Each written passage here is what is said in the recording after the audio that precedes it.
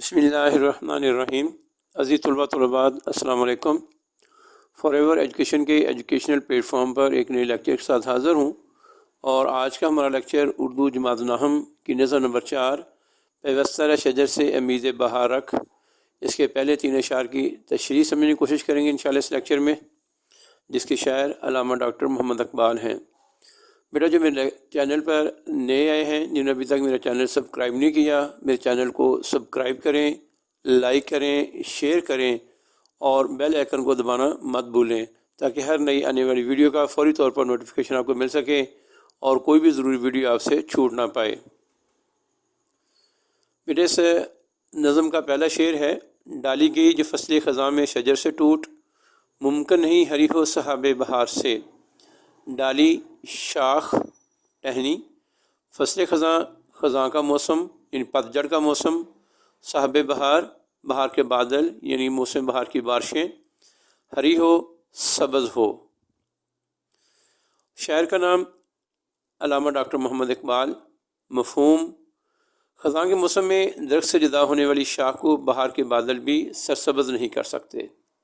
تشریح: مفکر اسلام ڈاکٹر محمد اقبال ایک خود شناس اور درویش صفت انسان تھے۔ آپ کی شاعری کا محور و مرکز بدحال قوم کو زوال کی گہرائیوں سے نکال کر ترقی کی منازل طے کرنے سے عبارت ہے۔ علامہ اقبال اس نظم میں کٹی ہوئی شاخ کی مثال پیش کر کے فرد اور قوم کے باہمی تعلق کی اہمیت واضح کرتے ہیں۔ وہ فرماتے ہیں کہ پتجھڑ کے موسم میں جو ٹہنیاں درخت سے جدا ہو جاتی ہیں تو بہار کے بادل اسے دوبارہ ہرا نہیں کر سکتے۔ وہ شاخ جو ٹوٹ گئی ہے اس کے لیے اب زندگی بھر خزاں ہی خزاں ہے۔ شاعر حقیقت میں یہ سمجھانا چاہتا ہے کہ مسلمان بھی اللہ کی رحمت سے صرف اس وقت ہی فائدہ اٹھا سکتے ہیں جب تک وہ امت مسلمہ کے ساتھ منسلک ہیں، کیونکہ قوموں کی ترقی کا راز اتحاد و اتفاق میں پوشیدہ ہے۔ جس قوم کے افراد آپس میں انتشار کا شکار ہوں وہ زمانے میں کبھی ترقی نہیں کر سکتے۔ بقول شاعر مشرق: افراد کے ہاتھوں میں اقوام کی تقدیر، ہر فرد ہے ملت کے مقدر کا ستارہ۔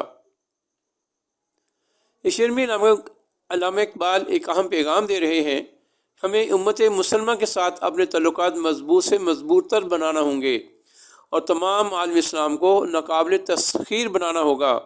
اسی صورت میں ممکن ہے جب امت کے تمام افراد شجر اسلام کے ساتھ پیوستہ ہو جائیں گے۔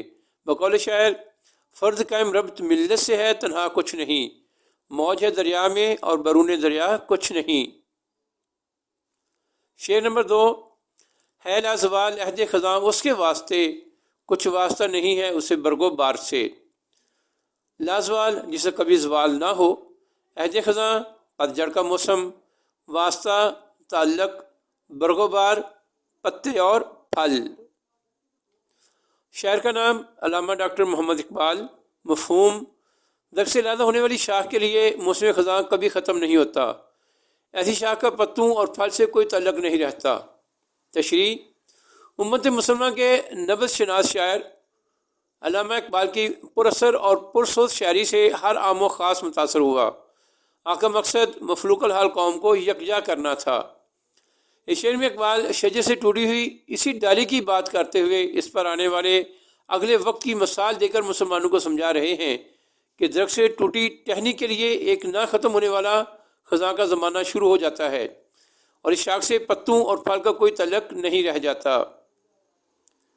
پتے اور پھل تو اسی شاخ پر اگیں گے جو درخت کے ساتھ جڑی ہوئی ہوگی۔ اس شاخ کو بھی صبر کے ساتھ باقی شاخوں کی طرح درخت سے جڑا رہنا چاہیے تھا اور اچھے وقت کا انتظار کرنا چاہیے تھا۔ اس کی بے صبری اور نااتفاقی سے لے ڈوبی اور خزاں اس کا مقدر ہو گئی۔ 20ویں صدی کے شروع میں مسلمان انگریزوں سے خوفزدہ تھے اور مایوس بھی تھے۔ حق گوئی اور سچ جو مسلمانوں کا جوہر تھا وہ ان صفات سے محروم ہو چکے تھے۔ اقبال نے محسوس کیا کہ مسلمانوں کو زندگی گزارنے کے اوصاف سے پھر آشنا کیا جائے تاکہ وہ عزت اور وقار کی زندگی گزار سکیں۔ اقبال یہی درس اس شعر میں دے رہے ہیں: تجھ کو بتاؤں تقدیر امم کیا ہے، شمشیر و ثنا اول طوس و رباب آخر۔ شعر نمبر 3: ہے تیرے گلستان میں بھی فصل خزاں کا دور، خالی ہے جیب گل زر کامل آیار سے۔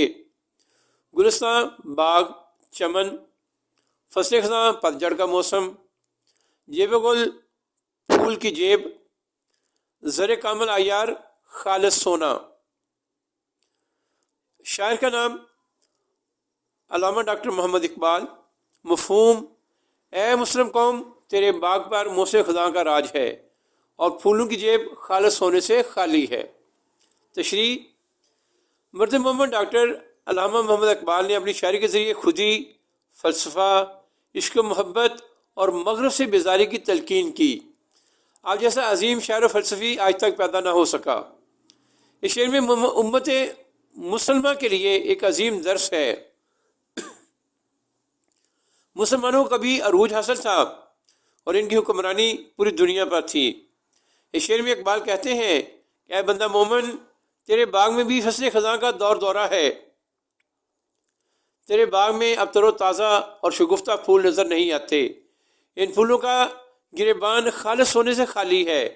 मतलब ये कि इनमें ज़र दाने नहीं हैं जो इनको शदाब रखें। गोया फूलों का असल हुस्न भी छिन चुका है।